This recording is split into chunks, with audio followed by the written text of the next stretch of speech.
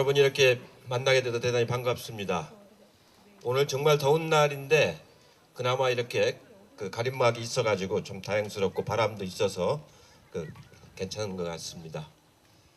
여러분 오시면서 이 프랭카드를 보셨겠습니다만 제가 작년에 세종시에 처음 국회의원을 출마를 하려고 그 당시는 연기군이죠. 연기군에 내려가 보니까 노란 바탕에 빨간 글씨 검은 글씨로 세종시는 노무현입니다. 딱 그 문기만 이제 들어있는 프랭카드가 세종시 전체 곳곳에 붙어 있는 것을 제가 처음 봤습니다. 그때 아주 제 가슴이 아주 뭉클한 그런 감동을 받았습니다. 세종시는 노무현입니다. 그렇습니다. 노무현 대통령께서 가장 추구했던 것이 사람 사는 세상입니다. 사람 사는 세상. 저하고 오랫동안 이제 정치를 제가 모시고 같이 해왔는데 늘 노무현 대통령의 머릿속에서 가장 중심적인 가치는 사람 사는 세상이었습니다. 사람이 인간답게 살 수 있어야 되는 세상을 만들겠다는 그런 이제 꿈을 갖고 정치를 하셨는데 사람 사는 세상을 만들기 위해서 제일 중요한 것이 한반도의 평화와 국가 균형 발전, 이 두 가지를 가장 큰 축으로 삼으셨습니다. 그래서 오늘 제목도 국가 균형 발전과 한반도 평화로 제가 설정을 했습니다. 국가 균형 발전이라고 하는 것은 그냥 지역적으로만이 아니고 지역적으로도 균형이 발전되고 계층적으로 균형 있게 발전되고 남북 관계도 화합을 할 수 있는 이런 국가 균형 발전이 한 축을 이루고 있고 또 하나는 그렇게 하기 위해서는 우리가 분단 사회이기 때문에 분단을 극복하는 한반도 평화 체제를 만드는 것이 또 기본적으로 굉장히 중요한 하나의 축을 이루고 있는 겁니다. 나중에 말씀을 드리겠습니다만 요즘에 NLL 대화로 공개해 가지고 말이 많잖아요. 그 NLL이 바로 한반도 평화를 만들어내는 한 큰 테마가 되겠습니다. 아니 괜찮아요. 국가 균형 발전이라고 하는 것에서 노무현 대통령이 제일 중시한 것은 이른바 수도권과 지방 간의 격차를 해소하는 것, 그 다음에 계층 간의 격차를 해소하는 것, 그 다음에 지역주의 대결을 해소하는 것, 영호남의 지역주의 대결을 해소하는 것, 이 세 가지 정도를 가장 중요한 국가 균형 발전을 잡았는데 그 국가 균형 발전의 가장 상징적인 것이 세종시였습니다. 수도를 세종시로 옮김으로써 우리가 전부 서울로 올라간다고 그러잖아요. 상경한다고. 그게 아니고 북쪽에서는 세종시로 내려오고 남쪽에서는 올라가고 이렇게 상생할 수 있는 국토의 중심에 수도를 옮기는 거였습니다. 그걸 2002년 대통령 선거 때 공약으로 이제 내세웠습니다. 제가 그때 기획본부장을 맡아가지고 그걸 공약으로 할 건가 말 건가 참 여러 고민을 많이 했습니다. 수도를 충청도로 옮겨가면은 수도권에서는 반란이 일어나고 표가 막 깨질 것 같고 충청도 표가 얼마나 올지는 불확실하고 충청도 사람들은 저도 충청도입니다만 내색을 잘 안 해서 알 수가 없어요 속을. 그러니까 표를 준다는 사람은 알 수가 없고 수도권에서는 아파트값 떨어진다고 아주 반대가 심하고 우리 당내에서도 굉장히 반대가 많이 있었습니다. 수도권 의원들이 많기 때문에. 충청도는 국회의원들이 별로 없어요. 우리 민주당이. 그러니까 찬성하는 국회의원은 별로 없고 반대하는 국회의원은 수도권에 많고. 그래서 굉장히 고민을 했는데 그때 최종적으로 대통령 후보께서 이거는 이해관계나 타산의 문제가 아니다. 국가균형 발전을 하기 위한 나의 철학이다. 그 한마디로 당내를 다 평정을 해버렸습니다. 표는 적게 나와도 좋다. 그러나 이것은 상징적인 우리의 철학이다. 해가지고 행정수도 이전을 공약으로 내세웠는데 언론에서 뭐 엄청나게 그것 때문에 이제 공방을 많이 받았습니다. 당내에서도 반대가 많고 그래서 제가 따져보니까 충청도에서 올 표는 한 30만 표 정도가 더 올까 말까 하고 수도권에서 나갈 표는 한 50만 표가 나가고 표로 봐서는 약간 손해일 것 같아요. 그러나 국가균형 발전 차원에서 그런 정치적인 가치와 철학이 없이는 이 수도권 과밀화를 막아낼 수도 없고 수도권 과밀화 때문에 받는 고통을 해결할 수 없는 겁니다. 여러분들 수도권에서 오신 분들 계시겠습니다만 아파트 한 평에 제가 살고 있는 신림동 아주 허름한 아파트인데 그게 32평짜리가 얼마인지 아세요? 값이 4억 원 합니다. 4억 원. 방이 3개인데 방 하나는 허드렛방으로 써요. 주로 뭐 안 쓰는 물건 넣어놓는 방으로. 그러니까 1억 3천만 원짜리 창고를 하나 가지고 있는 거예요. 예? 1억 3천만 원짜리 창고를 하나 가지고 있는 겁니다. 수도권에 사는 사람들은. 그러니 그 삶의 질이 좋아질 수가 없는 거죠. 제가 세종시로 이사 와서 내년에 집을 지으려고 하는데 30평짜리 집 짓는 돈이 공사비가 1억 3천만 원밖에 안 들어가요. 예? 근데 수도권에서는 1억 3천만 원짜리 창고를 하나 가지고 있으니 그게 얼마나 그 낭비입니까? 이렇게 수도권은 수도권대로 어렵고 지방은 경제활동이 안 돌아가서 어렵고 이렇게 해서 국가균형발전 차원에서 이걸 옮기자 이렇게 해서 공약을 했는데 이겼습니다. 국민들이 선택을 했어요. 그러고 나서 세종시 추진위원회 위원장을 제가 맡았습니다. 그리고 여기 오신 이춘희 세종시 시당위원장이 기획단장을 맡아가지고 추진을 하고 있는데 그때 박근혜 한나라당 대표가 위헌 소송을 냈습니다. 그래가지고 전혀 법리적으로 맞지 않는 위헌 결정이 나버렸어요. 2005년도에. 이미 막 추진하고 있는데 그때 헌법재판관들이 우리나라는 성문헌법을 가지고 있는 나라인데 관습헌법 옛날 조선조 시대에 있던 경국대전을 관습 그 법전이라고 보고 그걸 근거로 해서 위헌 결정을 내렸습니다. 그 위헌 결정을 내린 9명의 재판관은 두고두고 얼굴을 들을 수가 없을 거예요. 우리 법조계 최악의 말하자면 악의적인 그 위헌 결정입니다.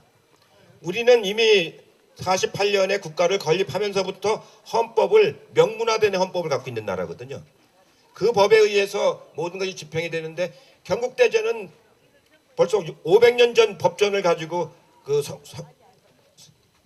관습헌법을 가지고 들이대는 그런 놈의 재판 결과가 어디 있습니까? 얼마 전에 대법원장을 지내신 이용훈 대법원장께서 그 법조계 교육하는 데서 그 결정은 정말로 어처구니 없는 결정이었다. 이런 말씀을 하신 걸 제가 본 적이 있습니다. 그래서 온전히 행정수도가 이전하지 못하고 일부 정부의 11개 부처, 2청, 2처 요것만 옮기는 걸로 결정이 되는 바람에 행정중심 복합도시 그래서 그걸 줄여서 행복도시라고 만들었습니다. 그래가지고 지금 이제 건립이 되고 있어요. 제가 이제 거기가 독립된 국회의원 선거구가 되고 시장도 뽑고 해서 2012년에 아무도 출마하려고 하는 사람이 있고 예상 뭐 거기를 누가 가려고 합니까? 허벌판에. 그래서 할 수 없이 제가 기획도 하고 대통령과 함께 추진했던 데이기 때문에 제가 출마를 그냥 일단 가서 겪어보자 하고 갔는데 우리 세종 시민들이 저를 덜컥 선택을 해버리셨어요. 그래서 제가 꼼짝없이 세종시에 지금 포로가 됐습니다. 그래서 제가 이사도 이제 거기다 하고 거기다 딱 밭도 하나 좀 사가지고 농사 오래 졌어요. 그래가지고 지금 딸기, 도마도, 고추, 오이, 가지, 상추, 쑥갓 이건 잔뜩 따먹고 있습니다. 가을에 놀러 오시면은 옥수수가 많이 나올 겁니다.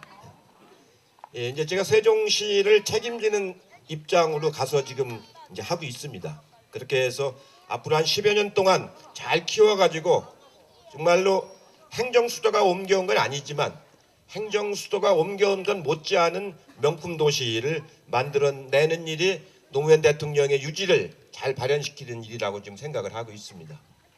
그 다음에 국가균형발전 차원에서 중요했던 것이 혁신도시를 만드는 겁니다. 여러분 이쪽 경남에 오면은 옛날 주택공사, 토지공사, 요새는 그걸 LH라고 그러죠. 그걸 중심으로 해서 약 20개의 국가 공공기관이 지금 내려와서 도시 하나를 만들고 있습니다.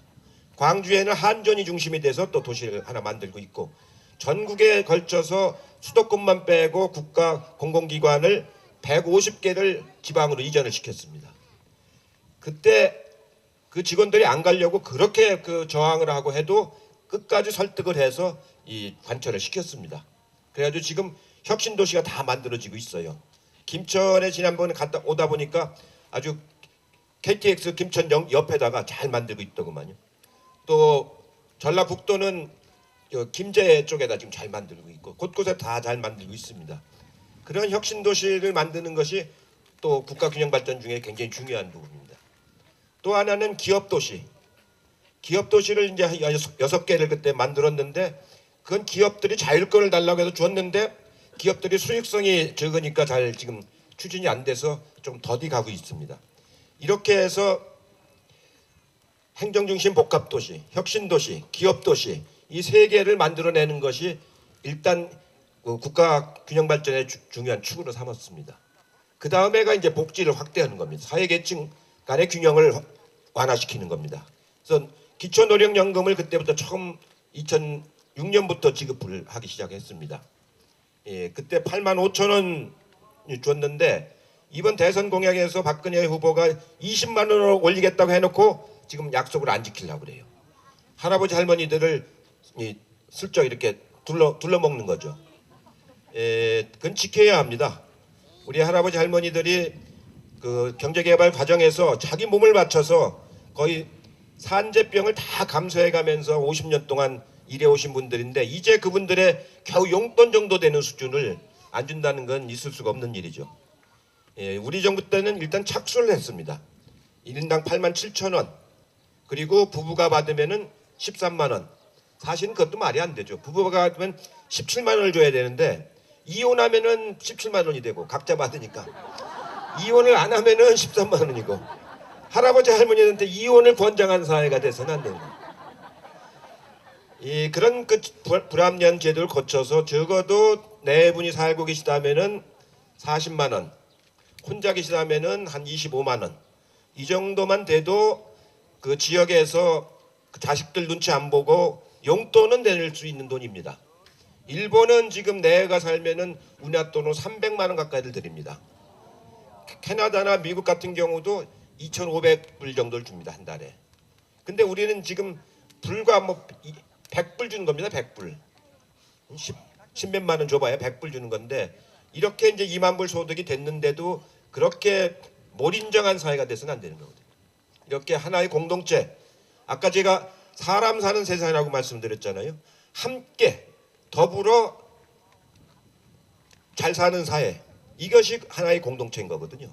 적어도 우리가 세대 간을 이어서 경제 발전을 그분들이 위해서 그렇게 노력을 했다고 한다면은 그의 후속 세대들이 그분들의 안전한 노후를 보장할 수 있는 그런 사회를 만들어야 되는 거거든요. 그리고 저출산 고령화가 돼가고 있기 때문에 노인들 숫자가 앞으로 계속 많아집니다. 지금 124세까지 살아야 정상적으로 사는 거거든요.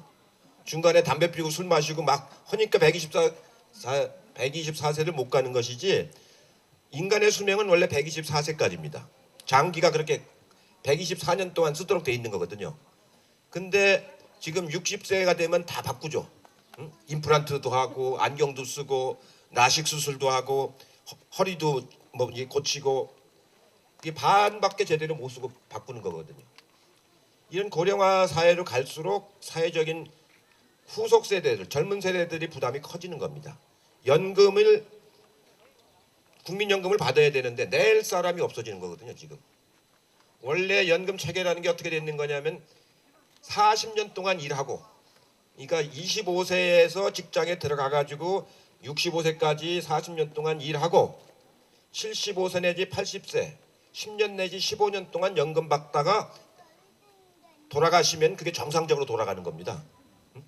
그래야 4대 1이 돼서 정상적으로 돌아가는 건데 우리는 지금 백수들이 많아져 가지고 젊은 백수들은 나이 30세에 취직을 해서 50세나 55세에 퇴직을 하고 80세까지 살지 않습니까?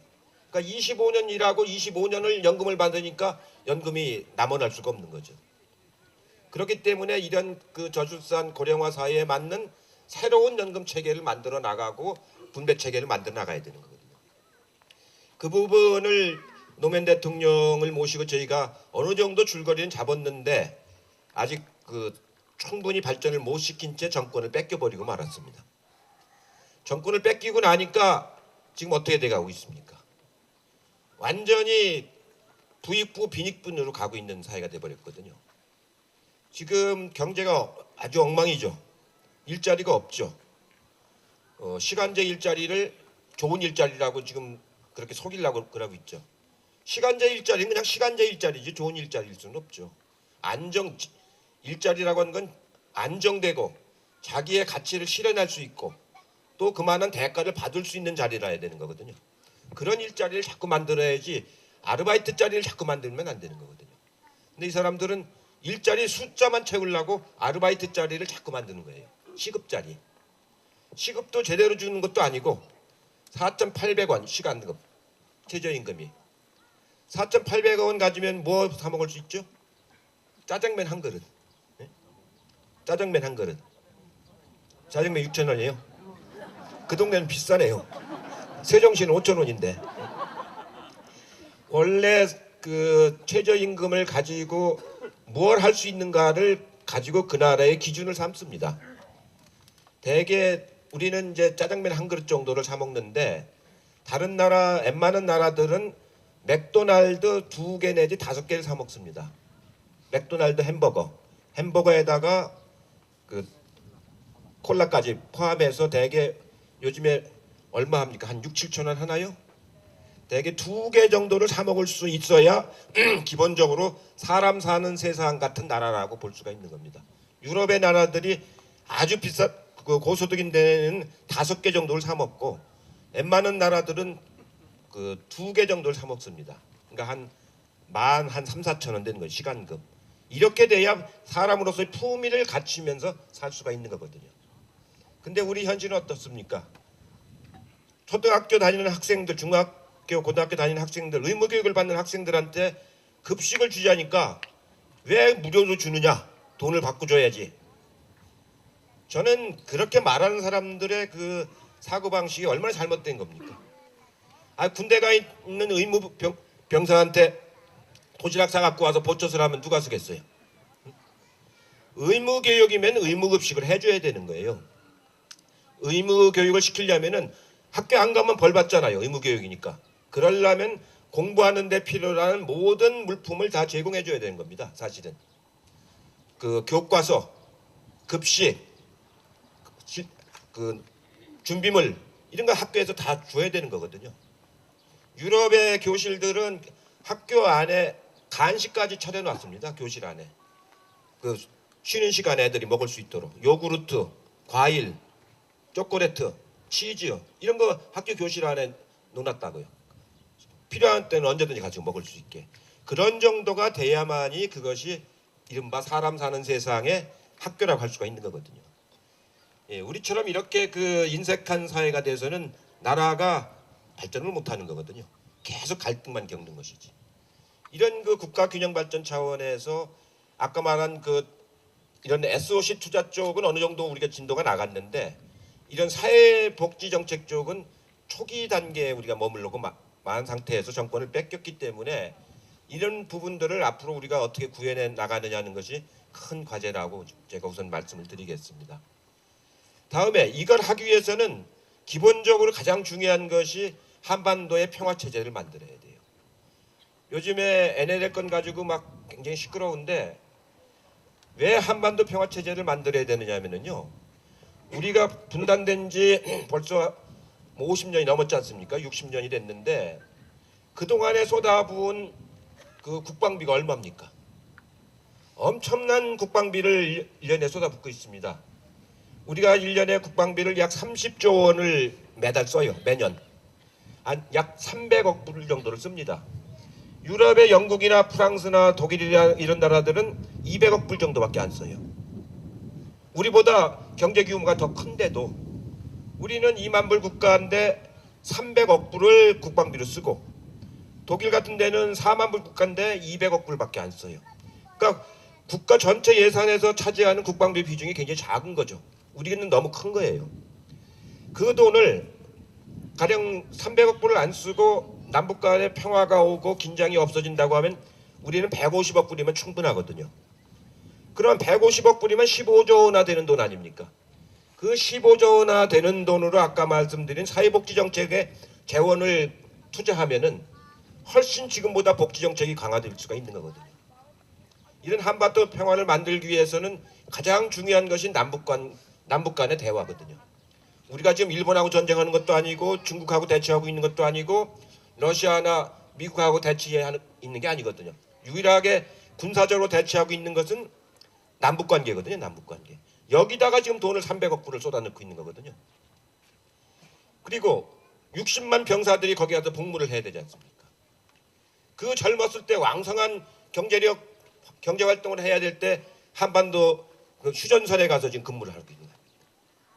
이 구조를 빨리 바꾸는 평화 체제를 만드는 것이 굉장히 중요한 겁니다.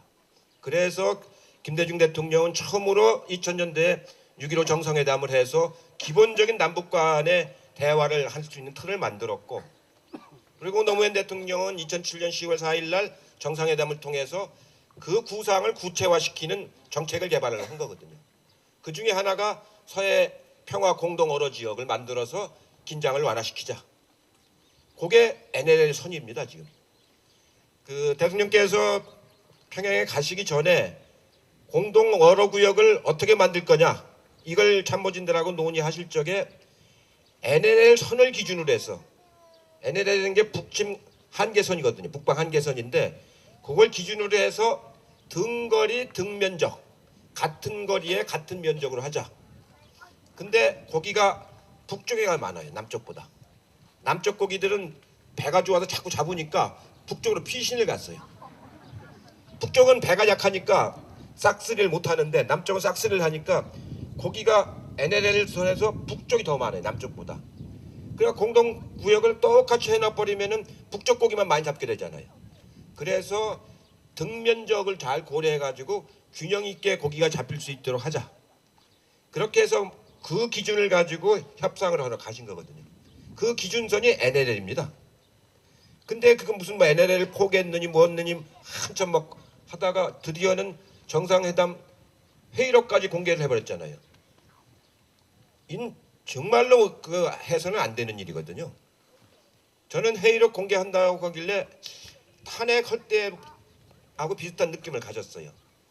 2003년도에 탄핵을 할 적에 이 사람들이 탄핵하는 것은 내라는 뭐에 해당이 되는 거다. 당선된 대통령을 국회에서 몰아낸다는 건 그건 뭐 합법적인 내란 아닙니까? 그래서 내가 하지 말라고 그렇게 얘기했는데 결국 끝내 했어요. 해가지고 역풍이 불어서 열린우리당이 150 몇 명이 당선이 됐죠. 이번도 대화로 공개한다길래 참 저런 건 전혀 있을 수가 없는 일입니다. 외교 관례상 안 되는 일이고 또 법률적으로도 안 되는 일이고 대통령 기록물이기 때문에 국회의 3분의 2의 요구가 있지 않는 한은 그 공개를 못하는 거예요. 대통령만이 본인만이 공개를 할 수 있는 거예요. 대통령 사모님도 공개 못하는 거예요. 이건 국가 기록물인과 동시에 대통령 기록물이기 때문에. 근데 아무 관계도 없는 사람이 그걸 읽고 다녀. 예? 그걸 다녔다고 막 자기가 자랑을 했어. 당회에서. 그래가지고 그게 무슨 짓이냐고 막 이제 언론에서 반격이 나오고 국민들 촛불 시위가 나오니까 여론이 뒤집어졌어요. NLL 포기한 적이 없다. 이렇게 믿는 사람이 55%가 나오고 NLL 포기한 것 같다. 이렇게 믿는 사람이 25%밖에 안 나와요. 그러니까 이제 꼬리를 빼고 있어요. 꼬리를 빼고 있는데 이미 걸려버렸어. 이제 읽었다는 것 자체, 소지하고 있다는 것 자체, 그것만으로도 기록물 관리법 위반 사항입니다. 권영세 지금 중국 대사로 가 있죠. 또 김무성 의원이 그걸 가지고 유세 때 써먹었다는 거 아닙니까? 자기가 그렇게 이야기를 했어요. 누가 물어보지도 않았는데. 그러고서 문제가 되니까 기록물이 아니고 그냥 간단한 문건이다 이렇게 얘기를 하는데 말한 표현을 보니까 전문을 갖지 않고서는 할 수 없는 표현들이 다 들어가 있어요. 그래서 이제 그건 오도 가도 못하게 됐는데 전 그게 걱정이 아니고 앞으로 박근혜 대통령이 정상회담을 과연 어떻게 할 것이냐 이게 걱정이에요. 이제 남북 정상회담을 하면은 오자마자 공개해야 될 거 아니에요. 지금 시진핑 주석하고 정상회담을 했으면은 오자마자 이제 공개해야 될 거 아니에요. 무슨 얘기를 나눴는가. 외교라고 하는 것은 국가의 이익을 위해서 상대방한테 어떤 때는 존중도 해주고 외교를 하면서 내가 이익을 취하는데 넌 나쁜 놈이다, 나쁜 놈이다 이러면서 그게 나한테 이익을 취할 수 있는 외교가 되겠어요? 적하고도 외교를 해야 되는 거예요. 적하고도. 더군다나 남북 관계는 군사적인 대치 관계 있잖아요. 그 대치한 사람한테 막 협박을 하면서 어떻게 협상이 되겠어요? 서로 존중할 줄 알아야, 역지사지할 줄 알아야 협상이 되는 거죠. 그 협상한 걸 가지고 무슨 뭘 했느니 막 이렇게 하는 이런 몰상식한 사람들한테 나라를 우리가 맡겼다는 게 참 죄송스럽습니다. 작년에 우리가 꼭 이겨서 이걸 끌어갔어야 되는데 우리 국민들은 정말 진지하게 많이 열심히 다 도와주셨는데 저희들이 잘못해서 당에서 잘못해가지고 결국 100만 표 차이로 이제 졌습니다. 우선 국민들에게 죄송하고 여기 계신 노무현 대통령한테 죄송하고 뭐 모든 분들한테 뭐라고 할 말이 없습니다. 좀 석고대죄를 해야 되는 그런 입장이라서 정치라고 하는 것은 국민들의 여망이 받쳐주면 그걸 받아가지고 선거에서 이기고 좋은 정책을 만들어서 국민과 함께 그걸 펼쳐나가고 하는 것이 정치인데 국민들의 그 여망을 저희가 충분히 수렴을 못해가지고 이렇게 됐습니다. 저희는 뭐 이제 또 반성을 많이 합니다만 반성해서 끝날 일이 아니고 계속해서 이제 새로운 또 희망을 가지고 이제 해나가야 되는데 요즘 NLL 문제를 가지고 이렇게 보니까 참 너무 저 사람들이 뭐라 그럴까요? 좀 무지막지하고 이 염치도 없고 미래도 생각지 않고 자기 스스로 자승자박이 되는 겁니다. 박근혜 대통령이 언젠가는 남북 대화를 해야 될 텐데 김정은 위원장하고 정상회담을 해야 될 텐데 서로 간에 이제는 언제 이 기록물이 공개될지 모르니까 허심탄회한 얘기를 할 수가 없지 않습니까? 이제 서로 말하자면 욱박지르는 얘기나 해야 돌아와서 국민들한테 내가 이렇게 욱박지렀습니다. 이렇게 얘기해야 되는 상황이 된 거 아니에요. 이런 자승자박하고 앞을 한치도 못 알아보는 이런 상황이 됐는데 다행히 국민들 여론이 아까 말씀드린 것처럼 반전이 됐습니다. 아마 죽은 공명이 산 중달을 쫓는다고 옛날 삼국지에서 그랬는데 노무현 대통령이 돌아가셨지만 그 대통령을 폄훼하고 왜곡하려고 했던 사람들이 이제 여론에 쫓기고 있습니다. 이제는 자기들이 벌려놓고 중단하자 이러고 있지 않습니까? 그러니까 뻔뻔스럽게 이를 데 없는 사람들인데 일단 이 사람들이 집권 세력이기 때문에 이 사람들을 향해서 우리가 앞으로도 정말로 집요하고 아주 철저한 분발을 하지 않고서는 이 나라의 평화를 만들 수가 없습니다. 여러분 한번 생각을 해보십시오. 개성공단에 가 있는 우리나라 130개의 기업들이 5만 명의 노동자들을 고용을 하고 있습니다. 5만 명.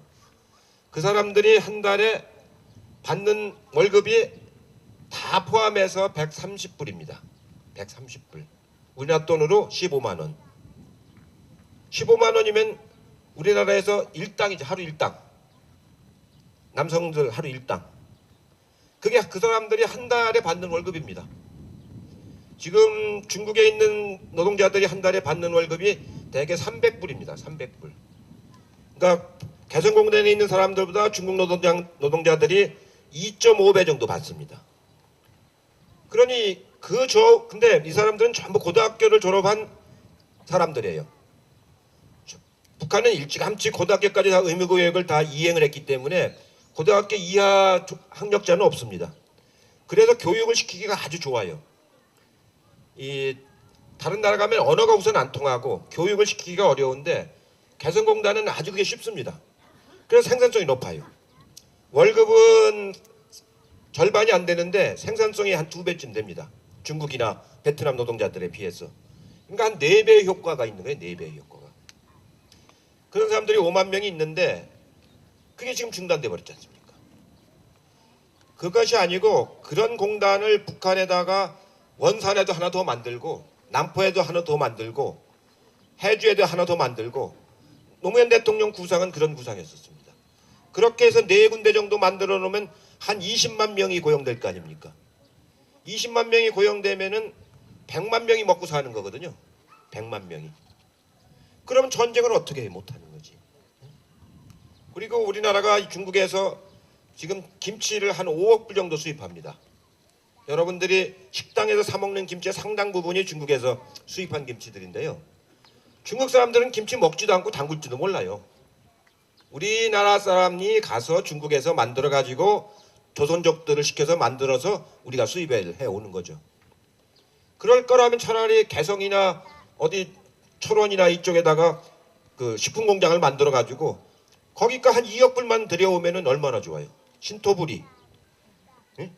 물류 비용 싸고 신선하고 얼마나 좋습니까? 북한 군인들 요새 싸울 일도 없이 쉬고 있는데 농사지라고 하면 될 거 아니에요. 그래가지고 물류 창고 만들어가지고 가져오면 얼마나 좋은 김치를 우리가 담궈 먹을 수 있겠어요. 2억 불만 가지면.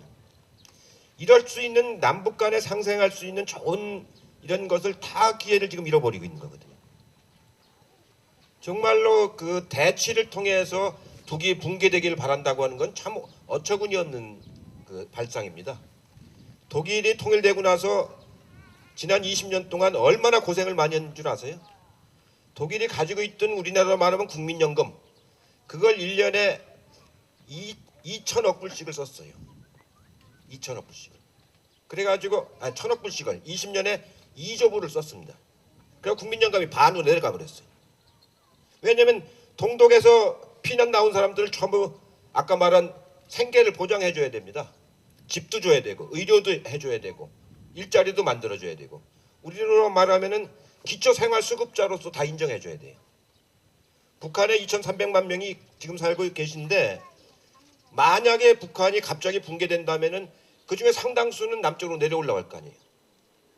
그분들이 내려와가지고 수도권의 노숙자로 간다고 생각을 한번 해보십시오. 일단 집이 없으니까 수도권의 전철역을 중심으로 노숙자 생활을 할 거 아닙니까? IMF 외환위기 닥쳤을 때처럼. 그분들이 대한민국 국민이 우리 헌법으로 지금 북한이 붕괴가 되면은 한반도와 부속도서는 대한민국 영토라고 되어 있기 때문에 그분들을 우리 국민으로 안 받아들일 수가 없어요. 받아들이면 기초생활수급자로 보장을 해줘야 돼요. 그걸 어떻게 감당할 겁니까? 그 독일 사람들이 늘 만나서 저희가 대화를 해보면 절대로 독일 방식으로 통일을 해서는 안 된다. 우리는 정말로 너무 많은 것을 잃어버렸다. 이런 얘기들 참 많이 합니다. 통일은 통일이지만 우리 방식은 절대로 좋은 통일이 아니다. 남북 간의 격차를 해소해가지고 서서히 이질화시키는 걸 극복해야 되는 거거든요. 그렇게 해서 하려면은 남북 관계의 경제 교류가 많이 이루어지고 인적 교류가 많이 이루어지고 아까 말한 것처럼 이 군비 증강이 이루어지지 않도록 해야 되는 겁니다. 우리나라는 이 동북아는 다 세계 열강이 사는 데이기 때문에 군비 증강이 이루어지는 걸 따라가기 시작하면 큰일 납니다.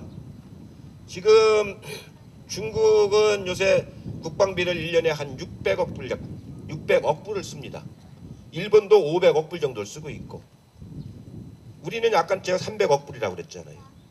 그 나라들은 덩치가 크기 때문에 5%만 올려도 쑥쑥 커져요. 그게 1년에. 우리는 그렇게 키워나갈 수가 없습니다. 그러니까 군비 경쟁에 들어갔다가는 우리는 그 가랭이 찢어지는 그런 꼴이 되고 맙니다. 옛날에 소련이 미국하고 군비 경쟁하다 망한 거 아닙니까? 핵무기 개발하고 우주선 개발하고 하다가 도저히 미국을 따라갈 수가 없어서 망해버린 거거든요. 이 동북아에서 군비가 강화되기 시작하면 우리는 정말로 이 현재 경제조차도 더 유지하기 어려워지는 거거든요. 그래서 군비를 축소하는 쪽으로 가야 됩니다. 군비를 축소. 그러면은 육자회담을 해서 동북아의 평화지대를 만들어야 되거든요. 동북아 평화위원회를 지대를 만들어서 그 속에서 남북 간의 마전 정전협정을 폐기하고 평화협정으로 만들어서 정말로 이제는 서로가 인정하는 대표부를 교환을 하고 대사를 교환하고 미국과 북한이 수교를 하고 일본하고도 수교하고 이렇게 해서 동북아의 평화체제를 만들어내는 것이 군비도 축소하고 국방비를 줄일 수 있는 거거든요. 그리고 그렇게 돼야만이 시장이 안정이 돼서 외국인들이 여기 와서 안심하고 주식시장에도 투자를 하고 우리 주식시장에 외국 자본이 많이 들어와 있거든요. 지금 약 3천억 불 정도 들어와 있습니다. 그게 빠져나가기 시작하면 우리 경제는 끝나는 거거든요. 그러면 안정이 돼야 돼. 안정이. 이렇게 하려면 남북관계를 잘 풀어내는 것이 굉장히 중요한 겁니다. 왜 주식시장이 지금 1800밖에 안 되느냐 하면은 참여정부 때 2000이 넘었잖아요. 지금 1800밖에 안 돼. 엊그저께는 1700대까지 떨어졌어요. 이게 불안한 거예요. 불안한 거. 남북관계가 잘 안 될 것 같고. 그러니까 단기 투자에 들어와 있죠. 장기 투자를 안 하고. 바로바로 빼갈 수 있도록. 이래서는 안 되는 거거든요. 이렇게 해서 한반도 평화체제를 잘 만들어내는 게 중요한데 그건 북한도 지금 바래요. 왜냐하면 경제적으로 어려우니까. 그리고 봉쇄돼 있으니까 지금 사회주의 여러 나라들이 그 붕괴가 되면서 북한이 수출을 하든 무기나 이런 걸 수출하던 나라들이 다 어려워졌잖아요. 수출 대상국이 없어졌어요. 북한이 지금. 그래서 남북 관계를 교류를 발전시켜 가지고 공단도 만들고 아까 말한 그런 체제를 만들기를 원하는데 그러려면 대화를 해야 되는 거죠. 그렇게 해서 만들어내면은 제가 보기에는 상생할 수 있는 거거든요. 그렇게 해서. 그렇게 되면 국방비도 줄고 우리 중소기업들도 그 개성공단에 150개가 있으면은 4개 더 만들면은 600개 중소기업들 진출할 수 있지 않습니까? 그 다음에 농식품 회사도 진출할 수가 있고. 그러면 거기서 갖고 오는 물건들이 가격이 중국에서 우리나라가 가 있는 기업들이 만드는 것보다 더 싸잖아요. 인건비가 반밖에 안 들어가니까. 그러니까 수출 경쟁력도 갖게 되는 것이고. 이런 여러 가지 그 일석삼조, 4조의 역할을 할 수 있는 기회를 지금 잃어버리고 있는 거거든요. 지금 일본이 그걸 지금 노리고 있어요. 일본이. 얼마 전에 일본이 지금 아베 수상의 특별 보좌관이 평양에 가서 김영남 위원장을 만났잖아요. 수교하자고. 북한도 수교하고 싶은 생각을 가지고 있어요. 왜 그러냐면 북한은 일본하고 수교하면은 식민지 배상금을 받을 수가 있어요. 우리나라는 65년도에 김종필 총리가 협상을 해서 배상금을 조금밖에 못 받았어요. 근데 지금 북한은 대략 100억 불 내지 150억 불 정도의 배상금을 받을 수 있어요. 대만이 받은 걸 기준으로 하면은. 그럼 그게 시드머니가 될 수가 있거든요. 경제 발전을 하는 초기 자본이 될 수가 있는 거예요. 그러니까 북한은 그걸 하고 싶은 겁니다. 그러니까 일본에서 납치해간 문제만 해결해 주면은 일본은 하겠다는 거예요. 근데 김정은 위원장은 자기가 납치해 온 게 아니니까 자기 앞에 사람들이 해온 거니까 부담이 좀 적어요. 그래서 하고 싶은 생각이 있어요. 또 미국하고도 하고 싶은 생각이 있어요. 북한이 가장 궁극적으로 원하는 것은 미국으로부터 체제 보장받는 거거든요. 북한이 제일 두려워하는 것은 미국이 공격하는 겁니다.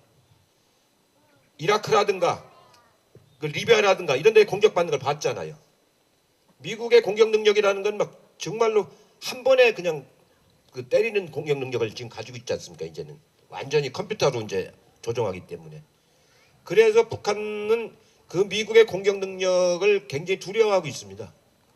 그래서 동선을 잘 안 밝히는 거죠. 이 전동차도 세 대가 동시에 움직입니다. 김정은 위원장이 어디 가려면은 세 대가 어디에 타 있는지 모르게 하려고 세 대가 방향이 각각 다르게 동시에 움직여요. 승용차도 마찬가지고. 이럴 정도로 굉장히 그 위협감을 느끼고 있기 때문에 궁극적으로 자기들 체제가 보장되려면은 미국하고 수교를 해야 되는 거거든요. 미국하고 수교를 하려는데 미국의 요구가 비핵을 전제로 하는 거죠. 비핵을. 한반도 비핵화를. 그렇기 때문에 그걸 가지고 협상하자고 지금 북한이 나오고 있는 거죠. 얼마 전까지만 해도 우리는 핵 보유국이다. 비핵이라는 건 말도 꺼내지 마라. 이렇게 얘기하다가 지금 한번 물러섰어요. 이제. 얘기 한번 해보자. 비핵 문제 포함해서. 그렇게 해가지고 지금 김계관 부장이 미국도 가고 중국도 가고 이제 다음 달에 러시아를 가는 겁니다. 제가 보기에는 박근혜 대통령하고 시진핑 주석이 한반도 비핵화를 하자. 이거에 대해서는 동의를 했어요. 또 미국도 그렇게 요구를 하고 있고 미국은 단 비핵화가 전제다 이렇게 얘기를 하고 있는데 모든 걸 전제를 하나도 안 다룬 그 고집을 한다면 협상이라는 건 이루어질 수가 없는 거죠. 그렇기 때문에 궁극적으로는 제가 보기에는 육자 회담으로 이제 갈 가능성은 상당히 높아졌다 이렇게 보아집니다. 그렇게 해서 빨리 해야 됩니다.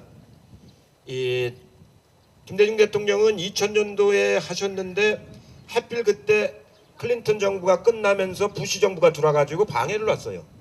그래가지고 6.15 정상 이후 후속 조치를 많이 못 하셨습니다. 또 노무현 대통령은 초기에 북한에서 막 핵 문제가 발생을 해가지고 2007년도 임기 말에 가서 정상회담 하다 보니까 합의만 해놨지 진도가 또 못 나갔어요. 이명박 대통령은 뭐 처음부터 할 생각이 없었으니까 그건 뭐 제껴놓고, 예, 대통령한테 제낀다는 말은 좀 과하니까 그냥 모셔놓고, 예, 이제 박근혜 대통령은 임기 초입니다. 그리고 오바마 미국 대통령이 예전보다는 한반도 문제에 신경을 좀 더 써요. 초기에 일기 때는 오바마 대통령이 한반도보다는 뭐 리만 브라더 사태니 뭐 딴 데 신경 쓸 게 많아가지고 한국 문제에 가서 신경을 거의 못 썼었습니다. 근데 지금은 이제 조금 그렇지는 않아요. 그래서 이제 한반도 문제에 관해서 얘기가 할 수 있는 단계가 온 거죠. 이런 기회에 박근혜 대통령이 빨리 남북 정상회담을 추진을 해가지고 서로 합의된 사항이 뒤로 돌아서지 못할 정도로 불가역적으로 진도가 좀 나가줘야 되는 거거든요. 그래야 자기의 치적도 되고 그것이 결국 한반도 평화체제를 만들어내는 초석이 되는 거거든요. 이렇게까지만 임기 5년 동안에 하면은 제가 보기에는 한국에서 가장 잘한 대통령 중에 하나로 손꼽힐 겁니다. 또 실제로 그렇게 한다면 우리가 인정을 해줘야죠. 그래서 대통령을 비판할 건 비판하고 잘 이렇게 격려를 해가지고 좋은 일을 잘 하게끔 만드는 것, 이것도 더 중요한 일이거든요. 시간은 있습니다. 이제는. 그리고 객관적인 조건은 전에보다 훨씬 좋아졌어요. 그렇기 때문에 이제는 할 수 있는 단계인데 안 한다면 그것은 정말로 역사의 천벌을 받을 겁니다. 이렇게 해서 이번에 잘 풀어가지고 아까 말한 평화체제를 만들어내고 북미가 수교가 되고 북일이 수교가 되면은 한 100억 불 내지 150억 불어치의 경제개발 기초자본, 초기자본이 생길 거 아닙니까? 그때 우리 기업들이 들어가서 공사를 얼마든지 많이 딸 수가 있잖아요. 일본의 기술이나 그 생산시설은 너무 고도화돼서 지금 북한에는 잘 안 맞아요. 오히려 우리 정도의 기술이나 생산시설이 지금 딱 적합하죠. 그렇기 때문에 바로 이제 그런 것을 잘 활용하는 그런 이제 실질적인 실리적인 외교를 펼칠 필요가 있다. 그것이 구체화돼야만이 정말로 한반도 신뢰 프로세스가 만들어지는 것이지, 그런 구체성이 없이 말로만 날 믿어라 믿어라 하는 건 사람 속을 어떻게 믿어요? 대화로 또 막 까는 판에. 그건 아닌 거거든요. 정말로 구체적인 정책을 가지고 이렇게 해서 서로 상생할 수 있는 프로세스를 만들어 나가자. 이게 하나씩 둘씩 쌓아져 나갈 때 신뢰가 생기는 것이지, 처음부터 신뢰가 어떻게 생기겠습니까? 이미 극도로 지금까지 감정적으로 대립을 해왔는데. 저도 평양 가서 저분들을 만날 때 처음에는 굉장히 경계했어요. 저도 이놈들한테 또 속아 넘어가는 거 아닌가. 이 만나보면 막 장광설을 풉니다. 시간은 별로 없는데 혼자서 시간을 다 써먹어요. 그럼 발을 이제 컷을 하거든요. 그럼 나도 좀 말을 해야 되겠다. 그럼 제가 한 5분 하면 또 카트하고 들어와도 또 막 한 말을 끊고 막 그래요. 이제 처음에는 어떻게 보면 예의도 없고 버르장머리가 없다 이런 생각이 좀 드는데, 자기들이 늘상 그렇게 해왔어. 선전전. 그래서 요즘에는 이제 안 그래요. 이제 초기에는 그랬는데 요즘에는 정확하게 시간을 반씩 쓰는 거다.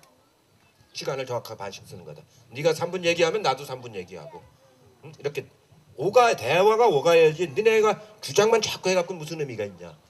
그래서 요즘에는 만나면 이제 대화가 됩니다. 대화가. 그렇게 해서 그런 국제적인 관행을 자꾸 만들어 나가야 되는 거거든요.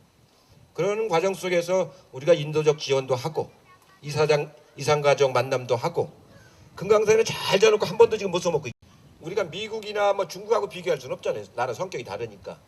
유럽에 있는 국가들하고 우리가 비교해 보면은 결정적인 차이가 뭐냐면은 소득이 2배 높은 게 결정적인 차이가 아니고, 이런 군사적 대치를 하고 있느냐 안 하고 있느냐.